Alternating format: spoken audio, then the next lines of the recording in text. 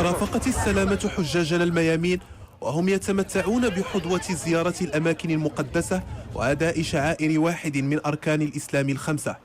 مطار الرباط سلا فاض بالمشاعر الإنسانية، والأسر تودع حجاجها.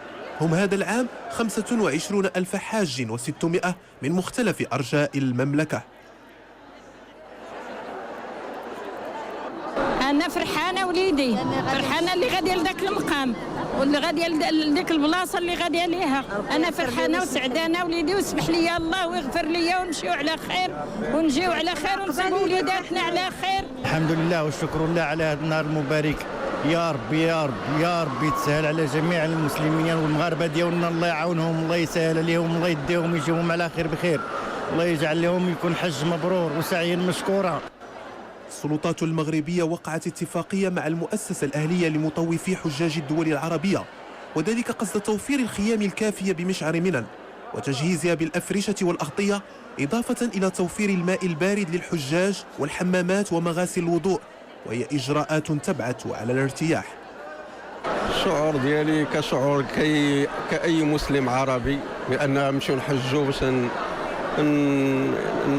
يغفر لنا الله الذنوب ديالنا، وباش ندعيو مع الوطن ديالنا وندعيو مع الملك ديالنا والشعب ديالنا كامل. الله ينصر الملك، الله يطول عمره. حنا اوراق ما تعذبنا فيهم، ما تمحنا، وكل شيء صايبناه زوين، كل شيء مقاد، كل شيء مزيان. الوزارة الوصية وقعت أيضا اتفاقيات مع شركات معتمدة لتوفير حافلات جيدة للنقل وشاحنات لنقل الأمتعة، كما بادرت إلى التعاقد المبكر لتوفير السكن اللائق القريب من أماكن أداء مناسك الحج. فيما يتعلق بالسكن، حافظنا ما أمكن بالرغم من أن واحد العدد ديال البنايات تهدمت حول يعني الحرم، حاولنا نحافظوا على مستوى السكن بمكة والمدينة مع الحرص على أن يكون داخل المنطقة المركزية، يعني لأن هذه هي العوائد ديالنا، وإلا راه كاينه امكانات اكبر يعني في احياء بعيده، حيث شرعت الوزاره في استئجار السكن مباشره بعد الموسم، لان هنالك واحد المنافسه، سيما وان الناس كلهم من البلدان الاسلاميه عرفوا بان غادي يكون هذا العام واحد العام استثنائي، ومع ذلك الحمد لله توفقنا وكرينا 2027 1829 سرير في هذه الشروط اللي قلت لكم.